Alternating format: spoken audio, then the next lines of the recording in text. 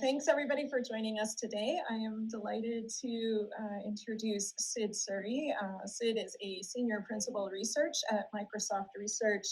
He used to be my colleague actually in New York City lab and is now 3 years ago or so moved to the Redmond lab. And he's going to talk to us about a paper that came out in Nature and Human Behavior in 2021 called The Effects of Remote Work on Collaboration Among Information Workers. I just want to emphasize that, this paper has been quite influential, I think, in the media and everything, but also internally at Microsoft, it's had a lot of impact on how the company that we work for thinks about remote work and correspondingly about the future of work and what the things should look like post-pandemic, which is pretty exciting because just today, Microsoft Research New England and New York City and Montreal have all moved to what we call stage 6, where we are now actually post-pandemic and we can come into the office as we wish, but every meeting is required to be hybrid. So I think this paper was sort of an early piece that helped us think through what this might look like in the future. So as always, feel free to ask questions in the chat. Please sit at a table if you want to watch the talk with your friends. We'll have a 50-ish minute talk followed by some Q&A where you can navigate to the microphone. And then after that, we will have the remaining sort of mingle time where you can go talk to the speaker and at tables in the venue. So with that, let me move off the mic and Sid, you can take the floor. Thank you so much, Nicole, for the kind introduction. As Nicole said, I'm going to talk about the effects of remote work on collaboration among information workers. And the specific information workers we're going to study are going to be Microsoft employees. As Nicole said, this was published in Nature Human Behavior just a few months ago. My name is Sid Suri. I'm a senior principal researcher here at Microsoft.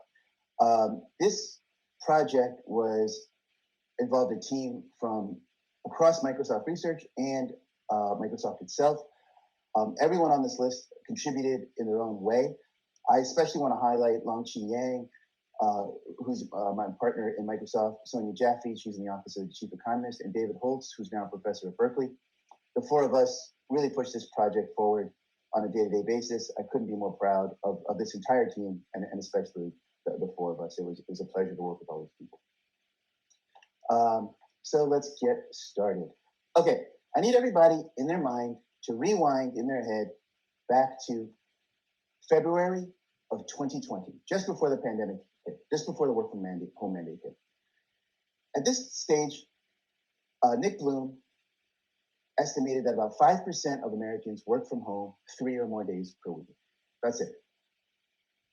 Now fast forward to March or April of 2020, just after the work from home mandates hit. During this time, 2 different estimates said that 37% of Americans were working full-time, working from home full-time. And a third estimate showed that, long story short, if you have a job that can be done from home, you were doing it from home. So in just a few weeks' time, the entire nature of information work changed dramatically. And just on a personal note, at this time, I thought to myself, I'm a computational social scientist at the preeminent productivity company, and the entire nature of work just changed. This is something I have to study. I can't not study it. 20 years from now, if I look back and I didn't study this, I'm going to regret it. So this project was sort of born out of that sort of desire to understand what was going on. So remote work there was a dramatic shift in the adoption of remote work. Furthermore, many tech companies have announced longer term and in some cases even permanent remote work for some or all of their employees. And Nick Bloom, who I mentioned before, he's a economics professor at Stanford. He's been studying remote work for about over 10 years. And he predicts that the long-term equilibrium would be that 20% of work days will be done from home going forward. So to inform the long-term policy decisions that are going on, we need to understand the effects of remote work absent the effects of COVID-19 to the extent that that is possible. So that is the fundamental research question we're going to tackle today. More specifically, what is the causal effect of remote work on the collaboration networks and communication patterns of information workers? That's the main question we're going to address. Two sub-questions that are going to come up. How do the effects of remote work vary for different types of workers? We're going to study engineers, non-engineers, managers, individual contributors, that kind of thing. Thirdly, if you think about the shift to remote work, it was a firm-wide shift to remote work. Most companies, well, Microsoft is going to be the company we study, we shifted entirely as a company to remote work. So if you think about that for a minute, two things happened. Number one, I shifted to remote work. And number two, all my collaborators shifted to remote work. So to the extent that possible, our third research question is going to tease out those effects. More specifically, how much of the total effect of firm-wide remote work comes from a person switching to remote work versus their collaborators switching to remote work? These are the questions we're going to tackle today. All right, what do we know about these questions before COVID? There was an entire literature on remote work, virtual teams, and telecommuting before COVID hit. That shouldn't be much of a surprise. There's a lovely survey paper on this topic.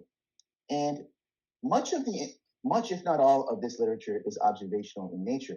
And in this survey, they explicitly call for causal analyses like ours. So we're sort of filling a gap in the literature that the leaders in that field called out for. By the way, you'll probably hear my cat from time to time. She's my biggest fan. What can I say? Nick Bloom, he did a very influential experiment before COVID, and he studied a Chinese call center firm. And people volunteered to be in the experiment. Half were in the control group. They were working in the office. Half were in the treatment group. They worked from home. And what he found was that there was increased productivity and output and a number of hours spent working for those working from home. One part of this paper that doesn't get the attention it deserves is that the two groups, the working from home group and the working from office group, were promoted at the same rate. But remember what I just said, the people who were working from home were more productive and had higher output. So it's almost like they were promoted at a slower rate. You know, they had to do more just to get the same promotion speed. Raj Chowdhury and his team, Raj Chowdhury is a professor at Harvard Business School. He studied work from anywhere, and specifically the context there was the U.S. Patent Office. And patent officers were allowed to live anywhere in the U.S. they wanted to. And he also noted an increase in output. These are great studies, they're influential studies. We stand on their shoulders. The main point of departure between what we're doing and what they're doing is call centers and patent offices are contexts where the tasks are fairly easily codifiable and they're much less collaborative. Conversely, in information work, what we're going to find is much more collaborative, and we're going to be studying the collaborative networks. And also, it's much harder to quantify in information work, you know, productivity and output because it's so abstract and so amorphous. But so yeah, that's some of the prior work. And then during the pandemic, there was three main observational studies done that I'm most familiar with. D. Philippus and his team learned that during the pandemic, there was longer work days and less time in meetings. Specifically, there were more meetings of shorter duration, and then that netted out to less time. Bernstein et al. Found that workers collaborated more with their strong ties. I'll get into what that strong ties and weak ties in a minute, if you're not familiar with that term. And Jonathan Larson is a colleague of mine at Microsoft, and he found that networks become more siloed. 2 points I want to make about these findings. Number one, they're all observational in nature. So we can't separate the effects of remote work from all the other effects that were going on during the COVID pandemic, you know, stress, lockdowns, school closures, etc. We don't know what caused these findings. Number two, all of these findings are going to echo throughout this talk. If you're not sure what some of them mean, don't sweat it. I'll be coming back to a lot of these findings in a few minutes, so don't worry about that. Okay, let's get into how we studied this research question. So, I'm gonna sound like a broken record. What was our goal? To isolate the effects of remote work from all the other factors. More specifically, statistically speaking, what we're going to find, there's going to be some change we observe. For example, there's more meetings. Okay. That change could have a variety of predecessors of reasons. There could have been school closures, lockdown, stress, and one of them could have been the change due to remote work. That's what we think is going to persist long term. We do think remote work is going to be more popular even after the pandemic ends. So we want to understand what happened and isolate what the part of that of what happened that was due to what will persist. That is the change due to remote work. And we want to know this so that we can understand the long-term policy decisions about remote work, hybrid work, and mixed mode work. Okay, so how did we do this? How did we isolate this effect? Okay, the method we used is called difference in differences. This is a standard causal inference / econometrics technique. And for those of you not familiar with it, here's how it works. On the x-axis, I have time. And at some point, there was the work from home mandate. That's the dotted line. And on the y-axis, I have some outcome measure that we care about. Could be number of hours spent in meetings, could be number of collaborators I had, whatever. And now as you'll see, there's two curves, a blue curve and an orange curve. Okay, before the work from home mandate hit, 82% of Microsoft was working in the office. Conversely, 18% were already working from home. Okay, so with respect to some outcome measure, there's going to be some trends between these two groups. Fine. Now, the work from home mandate hits, and there's going to be some shift in these two groups' behavior. Now, think about the people who are working from home for a minute. They were already working from home, so any shift in their behavior must have come from these other factors, like the school closures, the stress, the lockdowns, etc. Conversely, think about the people working in the office. Any change in their behavior came from two possible sources. Number one, these other factors, school closures, lockdowns, stress, etc. Number two, the shift to remote work. And what difference in differences allows you to do is it allows you to difference out these two effects so that you can isolate the effect that I have in bold here, which is the change due to remote work. Okay. Let me explain how we statistically studied this in a regression framework. This is what our regression model looks like. The left-hand side, YIT, is going to be the outcome measure of interest. So think about number of hours spent in meetings, for example. I is indexed over people, Microsoft employees. T is indexed over time. In our case, we're going to be on a per month granularity basis. Alpha I is the individual fixed effect. So that's the baseline difference in the outcome measure before the pandemic of someone who's in the baseline measure of the outcome measure for person I before the pandemic. Tau sub T is the month level fixed effect. So tau is going to change over time, and more specifically, it's going to absorb the change due to these other factors. Big D sub IT is going to be an indicator variable, and it's going to indicate that person I was working from home before the pandemic, and then they were forced to work remotely in month T. So it's going to subset out the people who were in the working from in the office treatment group, and it's going to subset out those so that we can examine delta, which is the effect of switching to remote work. And epsilon IT is the standard error term in regression frameworks. And so there's two assumptions, though, that I want to highlight here that have to be true for difference in differences to work. Assumption number one is it's called the parallel trends assumption. And here's what it looks like.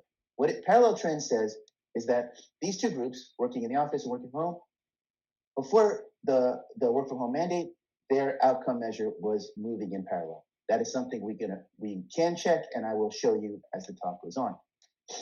The second half of that assumption is that absent the work from home mandate, these trends would have continued to move in parallel. Now, there's absolutely no way to verify that assumption. What we can do instead is weaken that assumption. We use a technique called coarsened exact matching, which I'll describe in the next slide, to weaken that assumption. And the second assumption we have to make is that the effect, tau, was the effect affected both groups equally. And that's another thing that we'll weaken on the next slide as well. Okay, so if you're not familiar with any of this stuff, and this is your first time seeing difference in differences, all you need to do is keep in mind this little schematic on the left, okay? I'll take care of all the rest for you. And like I said, we use this technique called coarsened exact matching to relax the parallel trends assumption. And here's all you need to know about that. So before you do any regression or anything like that, it's a pre-processing step where you just weight the observations that you have, and you just match the observations based on, in our case, 4 categories: role. So like role would mean like, were they an engineer? Were they marketing? Were they a program manager? That kind of thing. Managerial status, how high in the company they were. Oh, sorry, managerial status is were they a manager or not. Seniority levels, how high in the company they were. And tenure is how many years they spent at Microsoft. So these 4 criteria divide the Microsoft employee, 62,000 Microsoft employees, into different strata. And what we do is strata that have more employees were given less weight, strata that have less employees were given more weight.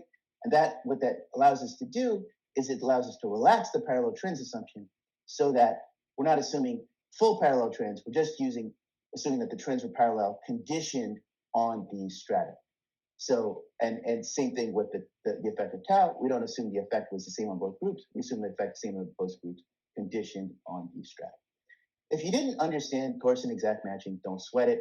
It's just a way for us to sort of dot some I's, cross some T's, and help ensure that some of our assumptions are met. If you don't get it, if you don't understand it, it's your first time, don't sweat it. It's not going to come up much in this talk. The difference in difference framework is really what I want you to think about. That's what's going to come up time and time again. All right, let's keep going. What was the data we looked at? Workplace Analytics is a product Microsoft sells, and that's the data we're looking at. I'll get into that in a second. Like I said, there were 62,000 Microsoft employees. We looked specifically a few months before the pandemic through a few months after the pandemic. So what's in this data set? It's telemetry and metadata from Microsoft Teams and Microsoft Outlook. For those of you not familiar with Microsoft Teams, it's kind of like Slack and Zoom smushed together. So you can IM each other. You can do unscheduled video and audio calls. So I can just if I'm on Teams and Nicole's on Teams, which she is, I can just ping Nicole randomly and start an audio call or a video call. We can schedule meetings and have an audio meeting or a video meeting. And it also measures work week hours. So that is simply the difference in time from your first communication in the morning to the last communication in the evening. Sum that up over a week. And I'll come back to that metric in a bit. We also have the Outlook data, which is people's calendar and emails. Now, for privacy reasons, I cannot report to you the exact numbers of any of the metrics we're going to talk about today. Everything is going to be done with respect to what that metric was in February 2020, just before the pandemic hit. So all throughout my talk, you're going to see the FV. So this metric went up by 0.26% FV. That means that metric increased by 26% of the February value. And so that's what you get. So whenever you see FV, that's whatever the metric was before the pandemic hit. Okay, let's get into some data here. Yeah, let's get into some data. Let me pause. Nicole, any questions? Everything going all right on your side? Anybody confused? Give me a thumbs up or something. We good? All right. So let's look at some of the network outcomes. So we made a collaboration network out of our data. How do we do this? Let's see. The nodes were individual employees. Like I said, there were 62,000 of them. And there was an edge between two people if they had a meaningful interaction in that month. What is a meaningful interaction? Meaningful interaction is an interaction with a group of at most 8 through at least 2 different media. By media, I mean email, IM, a scheduled meeting, or unscheduled call. So for example, say I emailed Benjamin Pierce on an email thread that had 3 other people, and I also sent him a private IM. That would count as a meaningful interaction. Conversely, Sid, actually, but before you go too much further sure. In relation to the last stuff, what are reasons that parallel trends might not hold? You seem to be trying to convince us hard that it's a reasonable assumption. So I'm not trying to convince you it's reasonable. I'm trying to convince you it's an assumption that this whole framework relies on. I'm not trying to convince you it is or is not reasonable. People can argue with that if they want. What's the reason it wouldn't hold? Aha, good question. If it disproportionately, okay, first of all, if the metric didn't move in parallel beforehand, that's one reason it might not hold. So for example, you could imagine, secondly, if there's some sort of interaction effect between being before the pandemic and after the pandemic and between the two groups, if there's some sort of interaction effect there, it might not hold as well. So those are some reasons why it might not. And then let me back up a minute to answer that question at a higher level. Every causal inference technique that I'm familiar with uses some kind of untestable assumption.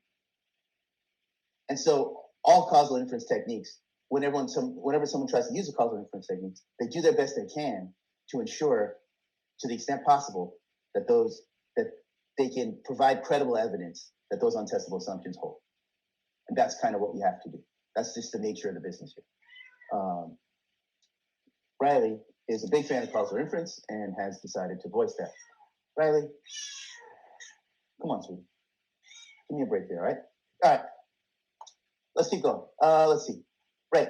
So on the other hand, right, so meaningful interaction. So if I email Nicole and she's on a thread with 10 other people, and that's my only contact with Nicole this month, that would not count. There would not be an edge between Nicole and I. That would not count as a quote unquote meaningful interaction. Okay. So now I'm going to study the metrics I'm going to look at. The first metrics I'm going to look at are going to be involving bridging different communities and different groups. For those of you not familiar with the social science literature on social networks and on bridging, it's arguably one of the most studied things in all of social science. Mark Granovetter in 1973 wrote a seminal paper. It's the most cited paper in all of social science. And what he found was that people who have weak ties or who bridge into different communities have access to more novel sources of information. Ron Burt later further sort of made this more concrete by showing that people who are a conduit through which information flows between different communities, that can really benefit them. They can sort of act as informational arbitrage. They can sort of apply ideas from one community to problems in another community, for example. It's a very advantageous position to be in. That's at the individual level. And at the firm level, bridging different communities, different groups, different teams can improve knowledge transfer between firms, and that can be a competitive advantage between firms. So when I say a bridging node, that's what I mean. A bridging edge, I mean this red edge in the middle here. So there's these two communities, one on the left, one on the right. They would not be connected otherwise if it wasn't for this red edge. That's what I mean. And I'll formalize that in a minute. Okay, so let me show you the parallel trends assumption before we go on. On the x-axis here, I have month. On the y-axis here, I have the number of bridging ties as I have been titled. And again, it's normalized to what it was in February. And before the pandemic hit, the work from home mandate was these two dotted lines. The trends were very parallel. What are the trends? The orange curve is the people who were always remote. There were the people already working from home. The blue curve is the people who switched from the office to remote. Again, what you see is before the pandemic hit, they were about as parallel as you can get in real data. Then when the pandemic hit, the work from home mandate hit, the two curves spread apart, and that's going to be a source for the effect that I'm going to show you guys in a minute. Okay. There we go. So, like I said, so we're going to study bridging connections. So think about the informal collaboration network at Microsoft that I just mentioned. There's all the nodes are people. There's an edge between two people if they had a meaningful interaction. What we found was that the firm-wide shift to remote work decreased the number of bridging ties by 9% and increased the number of time spent with bridging ties by 41%. Again, these are all FV relative to the February value, relative to whatever this metric was before the pandemic. The other way to think about bridging is the following. Microsoft, like many companies, is organized in a hierarchy, and there's an org chart. And in the Microsoft org chart, we're divided into groups. So a group, typically 8 to 10 people, all report to the same manager, as defined by the org chart. So we also looked at the cross-group connections. So we looked first at the number of groups people are connected to. That decreased by 7%. We also looked at the number of cross-group ties. So, for example, in that case, like you say I'm in the computational social science group, Nicole's in the machine learning group,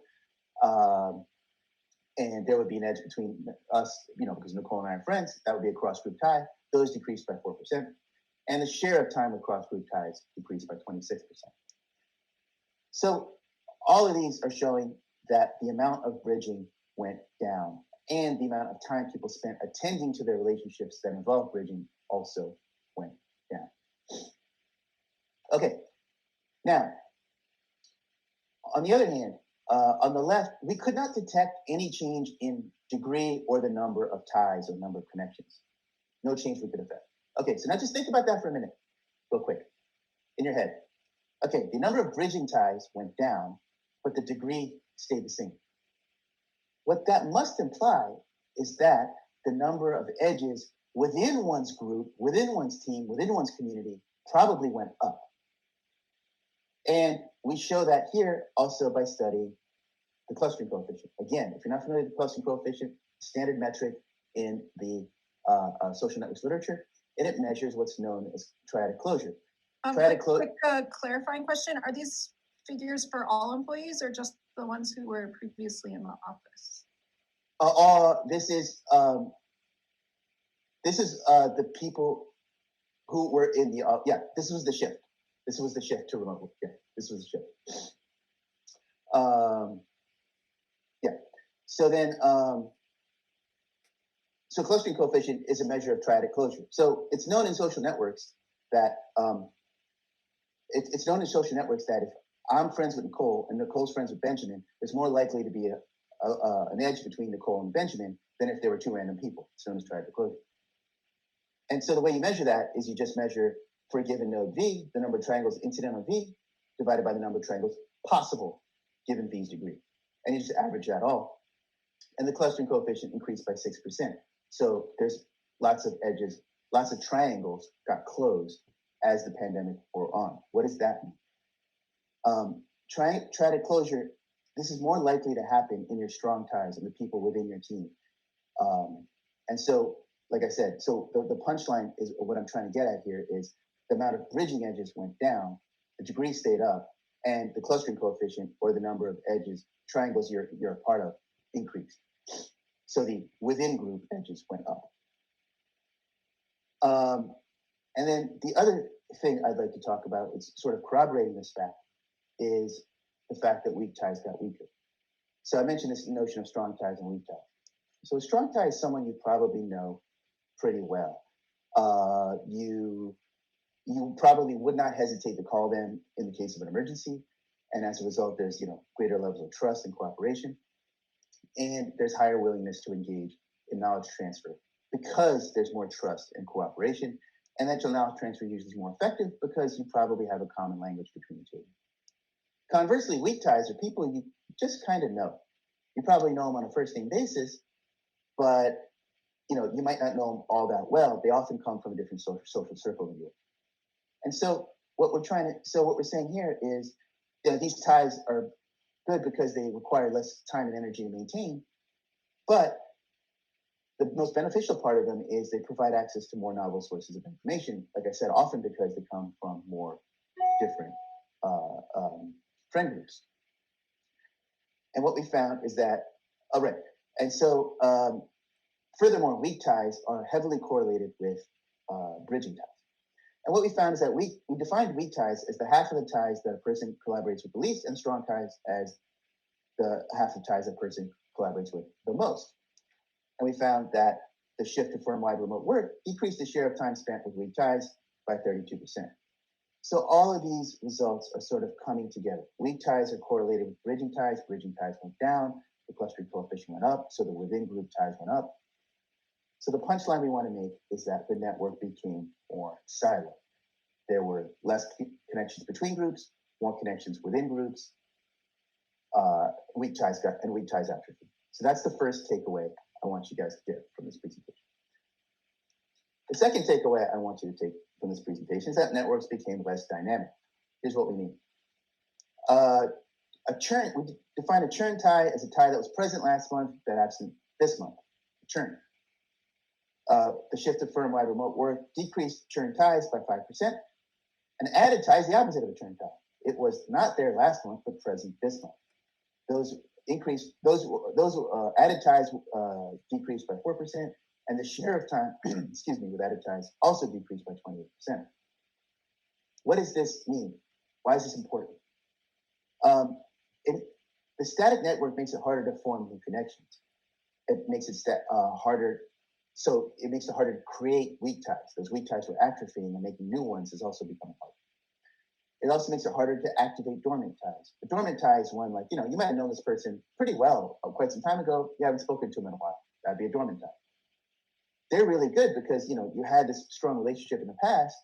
You're not spending time to maintain that relationship now, but you could kind of restart that relationship and pick up where you left off if you activate it. But because the network's less dynamic, that's harder to do. It's also harder for people to change their network position. If you're in a disadvantageous network position, or you see a network position that's more advantageous, you want to move to it, it makes it harder to do that. So some questions related to this. Sure. First, Adam has a clarifying question. Sure. If the weak ties are just a proportion rather than absolute threshold, how does it change? Yeah. That there's no great definition of weak tie over time in the literature. And so, first of all, we had to sort of make up our own. That's number one. Number two, recall that degree on average didn't change much.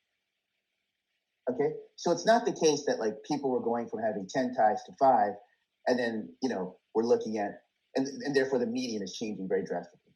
That's not what's happening.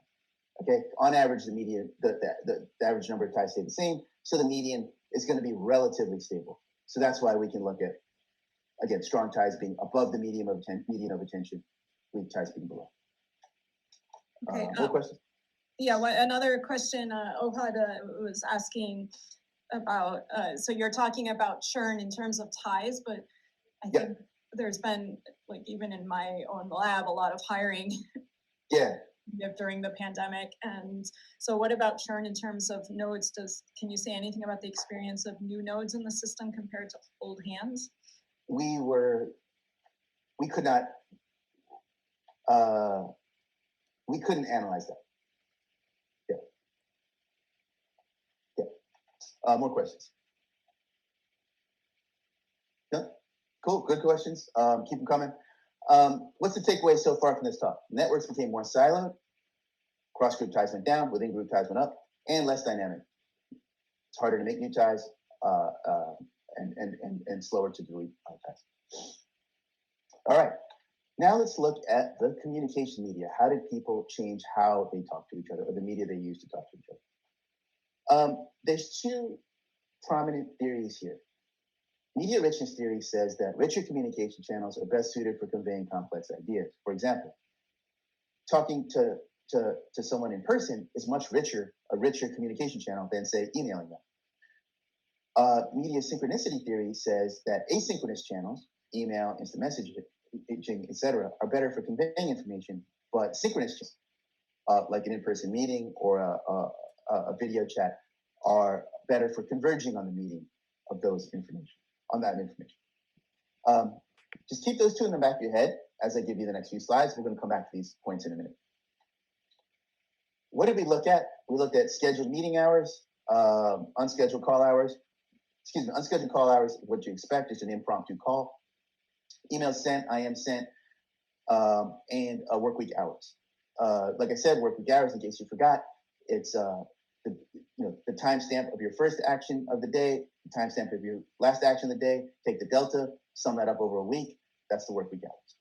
Now, obviously, people could be interleaving, corporate work and home and work for your home in that time period, and we have no way of capturing that. So we're just measuring the span of the workday. How did that change? Okay, so let me, again, as I did before, tell you about the parallel trends assumption.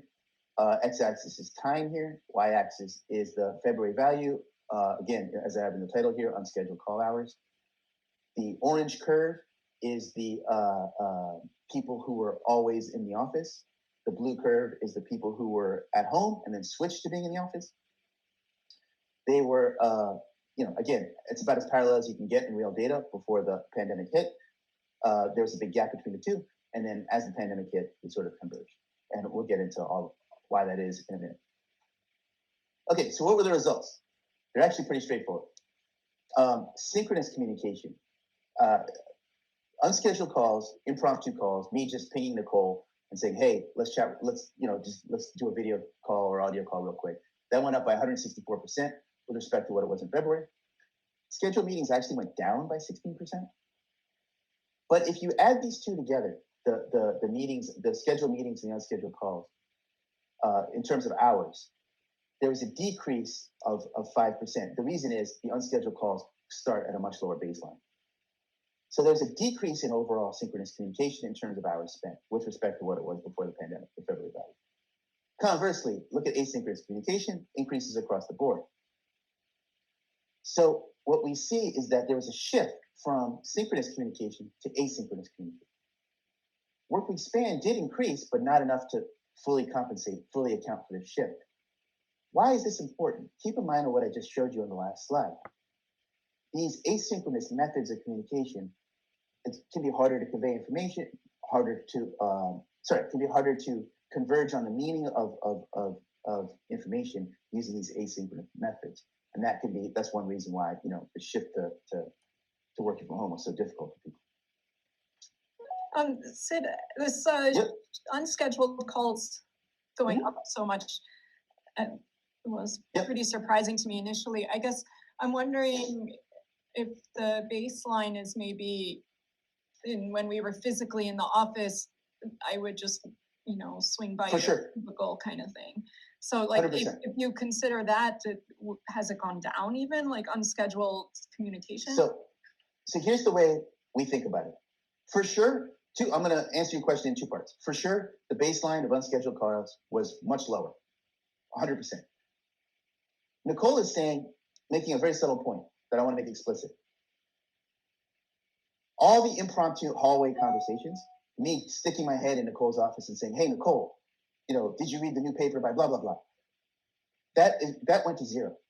So the synchronous, if I'm saying we had no measure of the hallway conversations in our data. If I'm saying even without all that data that we're missing, there was a shift from synchronous to asynchronous. If we magically had that data, there would have been an even bigger shift from synchronous to asynchronous. So that only helps our results. Does that make sense?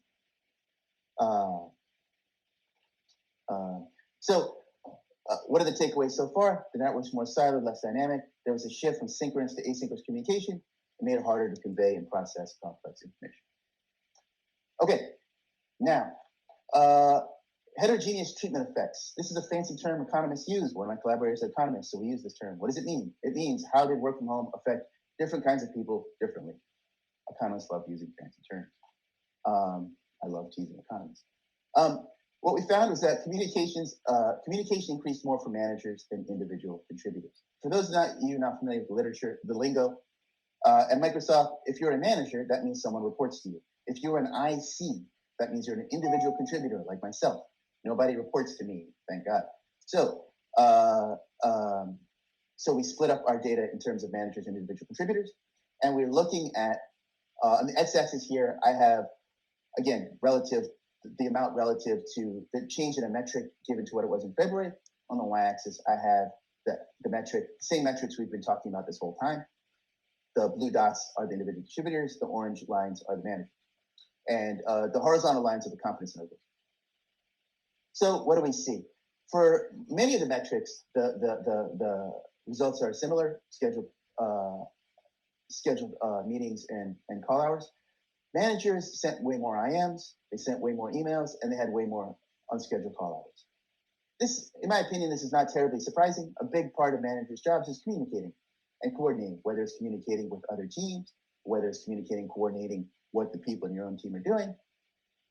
I don't think it's terribly surprising that managers had to increase the way these kinds of communication methods.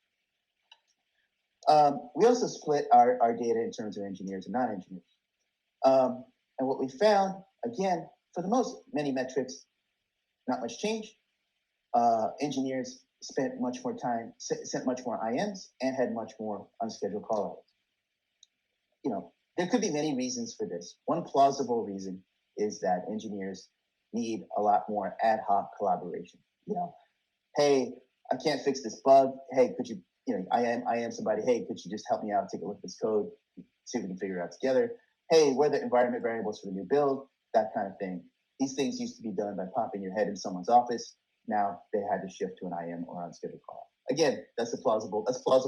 Don't know if that's exactly what's going on, but that's a guess. Too bad you can't get all this merged with Fitbit data to see how many steps people are taking. Yeah, I'll hold that one till the end. We can talk more about that. Ego and collaborator effects. Now, remember what I said earlier. We also want, when you shift to remote work, when the firm shifts to remote work, two things happen from my perspective. One, I shift from working from home to the office, and two, my collaborators also shift. Can we tease those out? So this is what I'm showing in this little schematic here. The focal node in the middle shift. That's when ego switches to remote. And conversely, you could also imagine the effect of when the alters, my collaborators, switch to remote. That's what we're going to try to tease out. And it's pretty easy to do this. You just take our regression framework that we had earlier. We add one more term. That's what I've highlighted here in red. SIT is the share of I's time that's spent, the share of I's time with collaborators that were remote at time T. And beta is the coefficient is going to absorb the effect of their alters switching to remote work. And okay, there's another assumption we have to make here, and it's kind of a strong one, so I want to call it out, is we're assuming the effects of me switching to remote and my collaborator switching to remote is additively separable. Don't know if that's true or not, but I just want to call it out that that's an assumption we're making.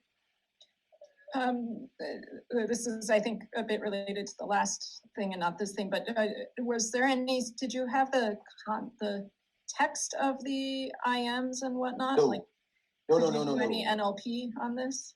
Only metadata. That's all we had is metadata. I don't want the text of people's IMs. I didn't think so. Period. I don't want it. If somebody gave it to me, I'd say no thanks. Have a nice day.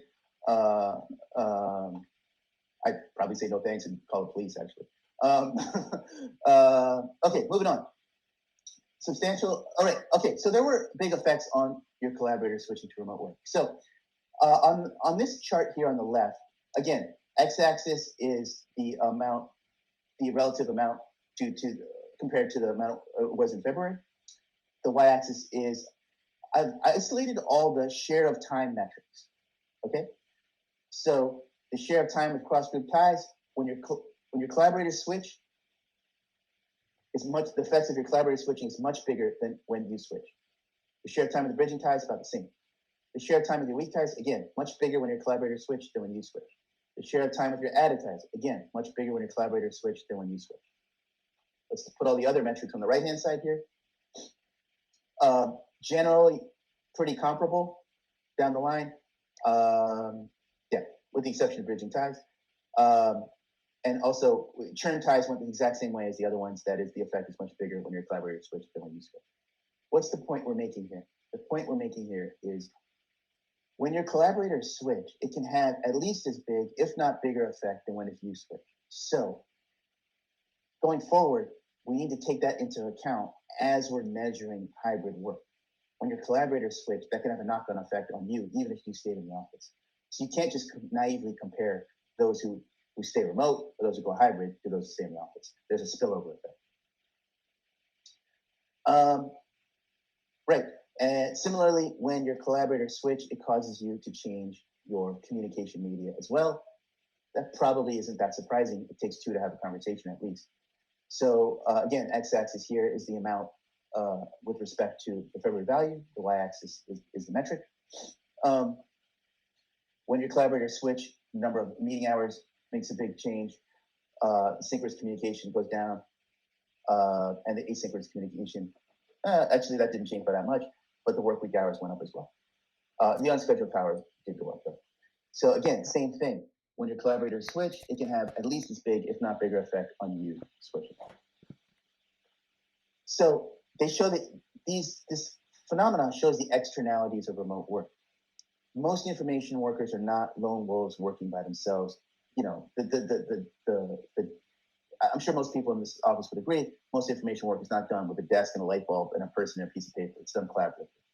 So going forward, we would encourage, managers, companies, not just to be thinking about individual productivity and preferences, but about teams and organizations and at grander scales because the effects happen beyond just the individual level, at the dyadic level and at the team level. All right, let me start to wrap up. What did we see? Again, I've said this many times, I'll keep saying it. Firm-wide remote work caused the collaboration network to become more siloed, less dynamic. There was fewer ties between groups, more ties within groups. Weak ties atrophied. People spent less time and attention on their weak ties, and weak ties were getting dropped as well. Communication shifted from synchronous media to asynchronous media. Putting it all together in one sentence or two sentences, it was more difficult to access and transfer knowledge between teams because the amount of attention between teams and the amount of connections between teams went down. Moreover, when there was knowledge and it was accessible, it was harder to convey and process it. Why? Because we were using these asynchronous channels through which it was harder to make sense of knowledge. What are some of the implications? If you played this out to infinity, right? Which I realize nobody would let this happen, but say just as a thought experiment, someone let these dynamics play it out to infinity. Microsoft would turn into a collection of teams with no edges between them, a collection of isolated teams with no edges between them, which would severely limit access to novel information. It would hurt coordination, and that could potentially have a knock-on effect on our ability to innovate. The fact that knowledge transfer and rich communication were hurt, that could decrease and impact the quality of our work and the quality of our creativity and our innovativeness. Measuring productivity, we tried actually. It's shockingly difficult to quantify productivity in information work. There's an entire literature about how to quantify productivity in just the specific task of software engineering, and there's no clear consensus on how to do it, and I'm not even sure it's doable. But what we do expect is that these changes in communication and collaboration, we do expect them to affect output. It's just difficult to measure. Going forward, we strongly encourage firms to help foster weak ties. And when I say foster, I actually mean two things wrapped into one. I mean a lot of things actually. Prevent the atrophy of weak ties by helping people maintain their weak ties. That is, reverse that effect that says people aren't paying attention to weak ties, but also help people create some weak ties when they were being deleted. Secondly, as I said, firms can't just compare remote and on-site employees. Hybrid work is upon us, and just a naive comparison between who's hybrid and who's remote is not going to work because there's spillover effects. If your collaborators go remote, that has an impact on you as well. Now, the long term may differ from the short term in both directions. Here's what I mean by that. I personally, I'm not going to speak for anybody else, I personally am better at remote work now than I was at the beginning of the pandemic. So there could be learning effects here. It could be that some of these effects that I mentioned attenuate over time because people are getting better at it. So that could change our results in one direction if we could study them for longer. On the other hand, earlier in the pandemic, it could be that people were sort of burning through the social capital they built with their colleagues, and maybe they burned through it early in the pandemic, and now we're seeing the consequences of that later in the pandemic. That would have the opposite effect on our results. So the long-term dynamics here are very, very difficult. And furthermore, how these affect things that firms that really care about, like innovation and productivity, that's going to take a long time to manifest and to see and to measure. You could measure innovation, for example, by number of patents filed or number of product launches or things like that. But it takes a long time for these dynamics to manifest in shifting those very large scale metrics. So one of the things I want to talk about today in the Q&A is we're going to talk about hybrid work. Hybrid work's going to have new challenges. There's going to be hybrid meetings. Nobody likes the hybrid meeting experience at the moment. And so you can't just compare employees who choose to work more or less to those working in the office. So what we're going to do is try the same trick we did before. So there was this discontinuity or trend break when everyone shifted to the office. Different Microsoft offices, like Nicole just mentioned, are going to go to hybrid at different times. Can we use that, as Nicole said in her intro, can we use that to measure causal effects of hybrid work? And that's our next thing. So if you have any thoughts about what you want to know going forward about hybrid work, please let me know. Just want to say thanks and also give credit to one of my collaborators, Sonia. She helped me a lot with the slides. So thanks a lot.